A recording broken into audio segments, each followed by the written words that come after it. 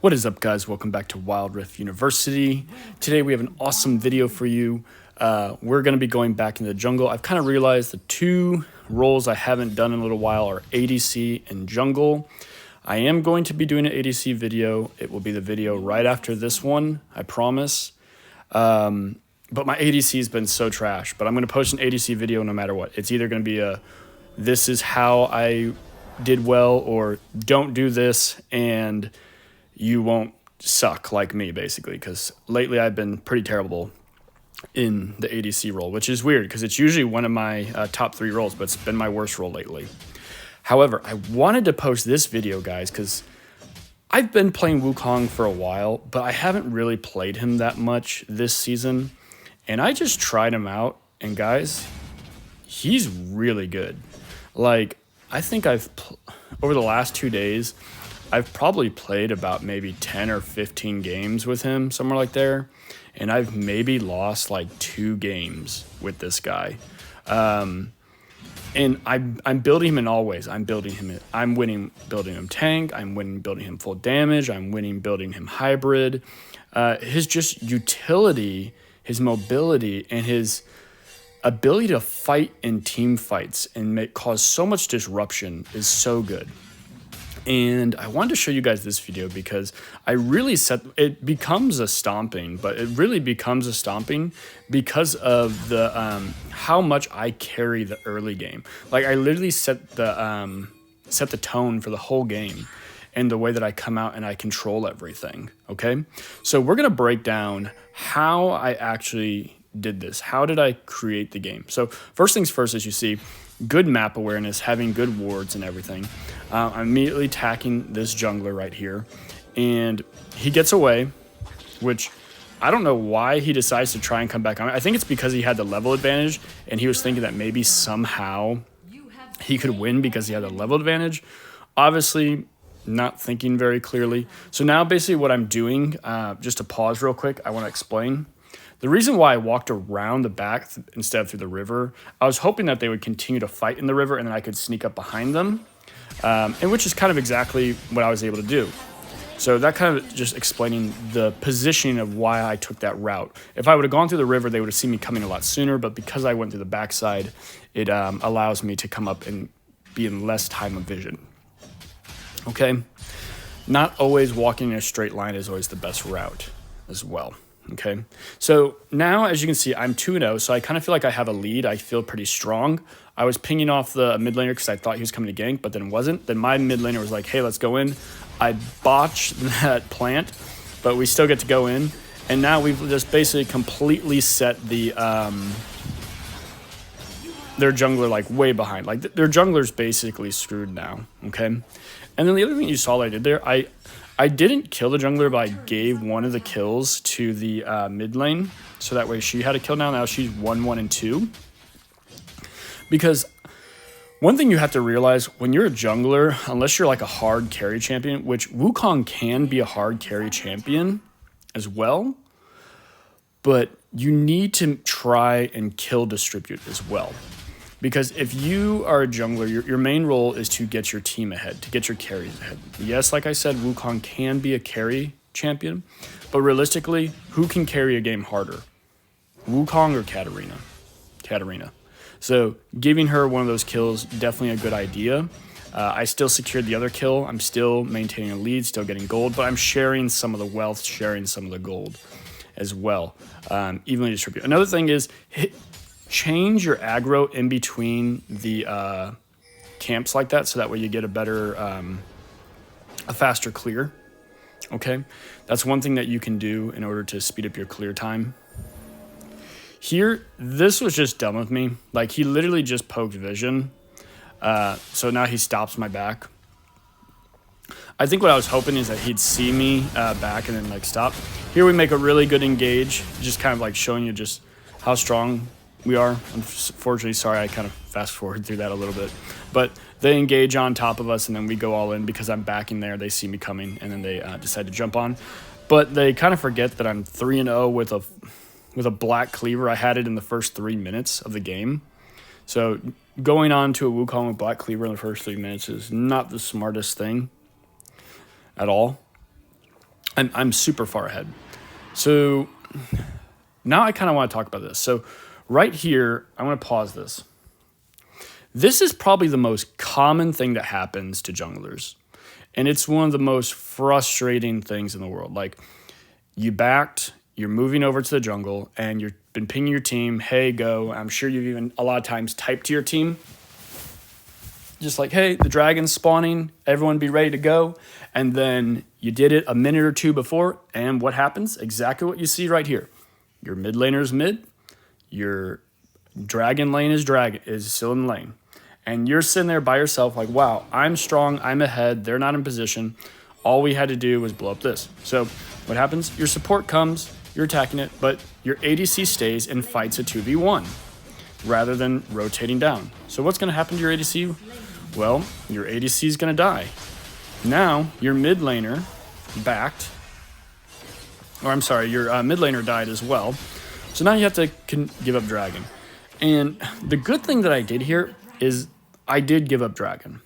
Because a lot of times what happens in a situation like this, especially when someone's fed, they don't want to give it up. And what I probably really should have done is once I realized that like my ADC was going to die and my mid laner wasn't going to rotate, I should have just left dragon as it is.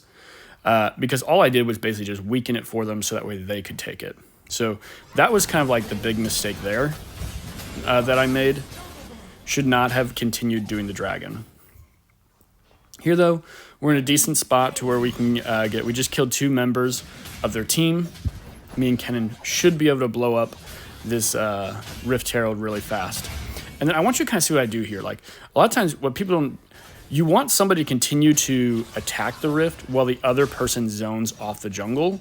My Kennen's not really doing that, so I was kind of taking the initiative myself to do it.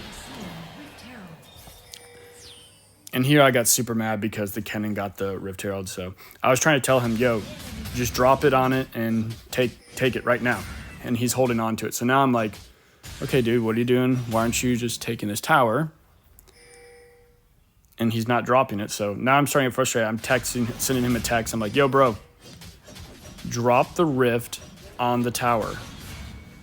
And he's still not doing it. So I'm like, dude, what are you waiting for? Just drop the Rift on the tower. Because right now, I don't want to risk, they got the dragon. If we don't get first tower, it basically makes getting Rift Herald basically useless because we don't get the first gold. So I'm kind of, my thought process is like, I'm going to push down to this lane and try and force it. Because right now, basically, most of our lanes are kind of losing right now. It's really just me. I'm 5-0-1. So I basically have 6 kill participation of our 8 kills. So right now, like if I'm not in the area, we lose the fight. Here, Kennen makes a great engage. My ult goes off like just in the nick of time right before the Rengar jumps in, so he literally just gets his ult completely canceled. And then right here, me and the Kennen make a pretty solid play on them. And I'm so far ahead that like in a normal situation I would die, but because I'm so far ahead, I just get a hold away. And Kennen luckily comes back, saves my butt, and the Katarina gets there and saves my butt just in time as well. But as you can see, I now have 2 items, and I say this to people a lot. I like to complete about 2 items before I finish my boots, unless I feel like the reason why I'm not getting kills is because I can't catch up with the enemy. If I feel like I'm not getting kills because I can't catch up with the enemy, sorry guys. Whoops. Hold on. Give me a second here. Yeah. If I feel like it's because I can't catch up with the enemy. Sorry, there's a little hair on my screen. I was trying to wipe it off and it moved the whole thing. Luckily, I don't have any crazy pictures on my iPad. Oh, yeah, and if you didn't know, I play on an iPad. Also, guys, we are so close to 300 subscribers. I really want to get it before the end of the 14th. If you're watching this and you're not subscribed, please subscribe to the channel. It really helps me out. I really would love to hit 300 subscribers before my 2-month anniversary. So if you guys are willing to subscribe, I'd appreciate it. I give really great information on this channel, and I live stream as well, so you get to see high-level gameplay. Yesterday I was playing with the #1 Katarina.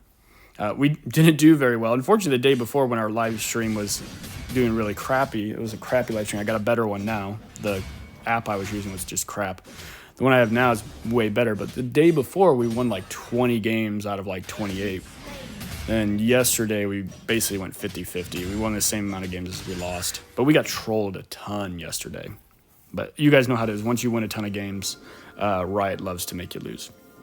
Anyways, back to this game. So I'm looking to get lane priority. I think the big thing that a lot of players mess up on is once they have a lead, they start thinking about kills rather than thinking, how do you finish the main objective, which is winning the game, destroying the enemy nexus.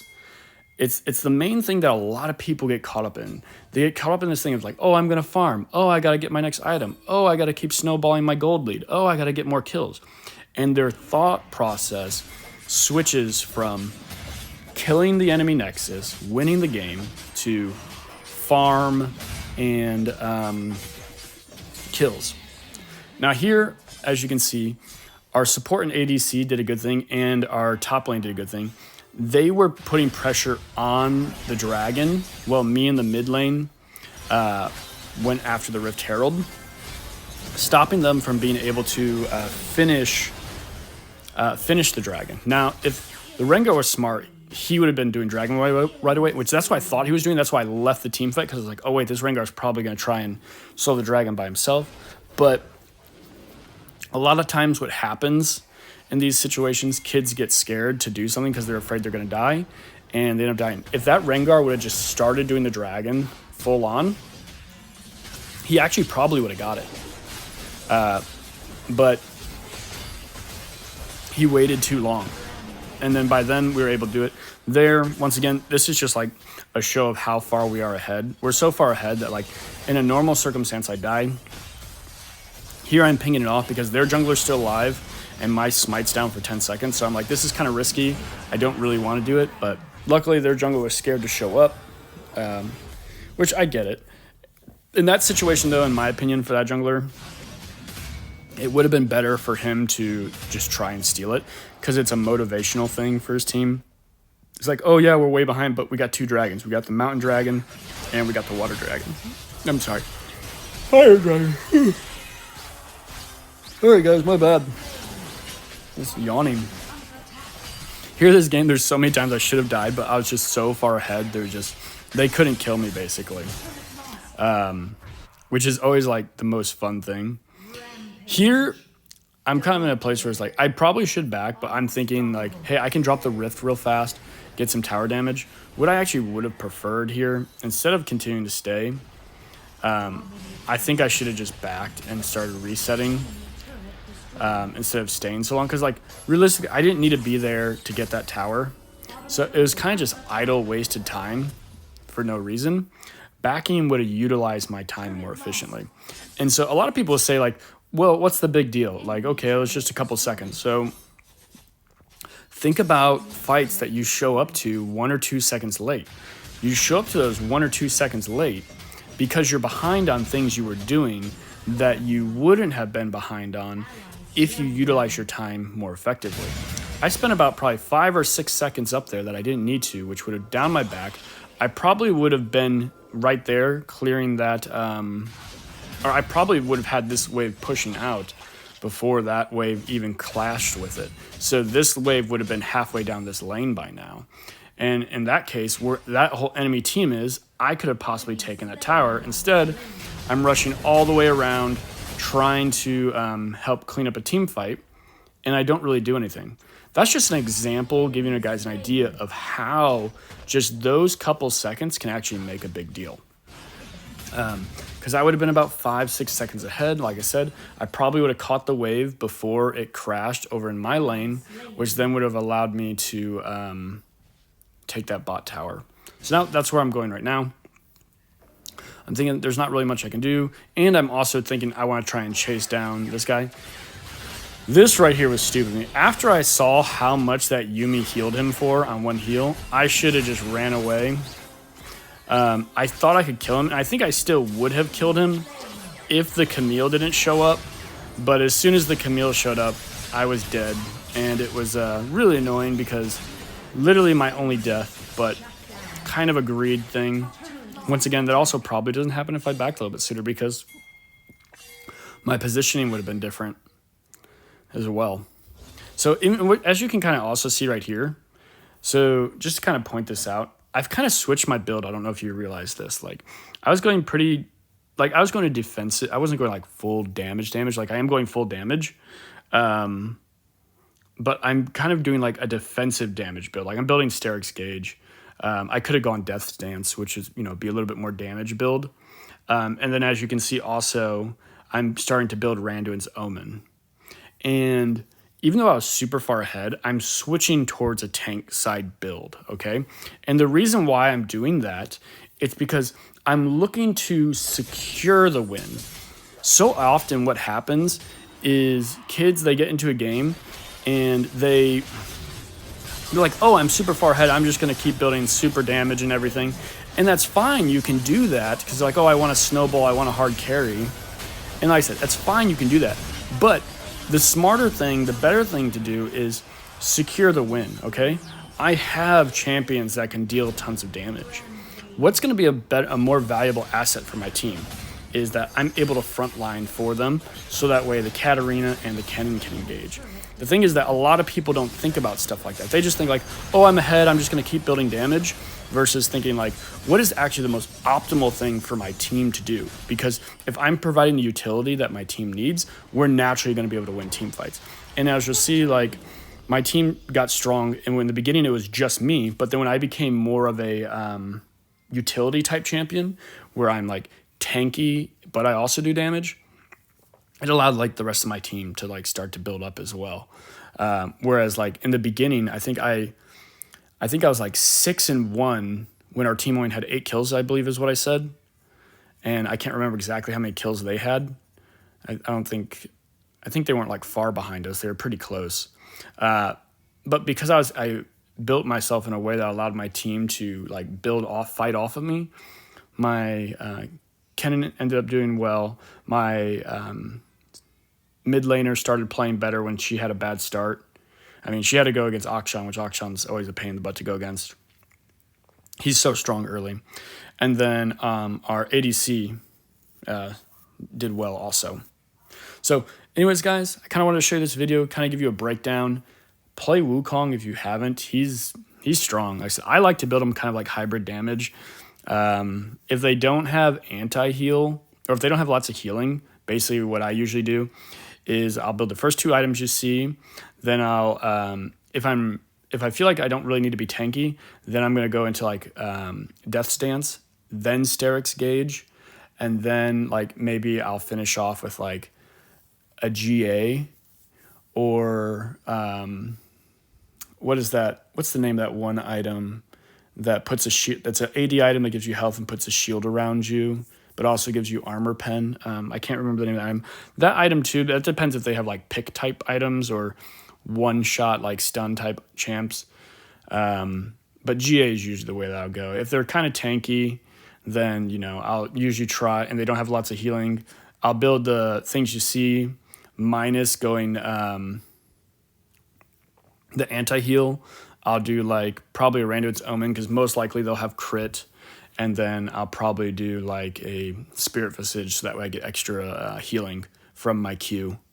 Anyways, guys, hope you enjoyed this video. And like I said, I'll be making an ADC video next. I'm actually probably going to do that tonight. This video won't be getting posted till probably, let's see, what's today? Today's Tuesday. So I'll probably be posting this video Thursday for you guys. So hopefully I'll have the ADC video out this Saturday would be the goal. Saturday would be the goal to have the ADC video out. Hopefully I can get a good ADC video by then. Peace out, guys.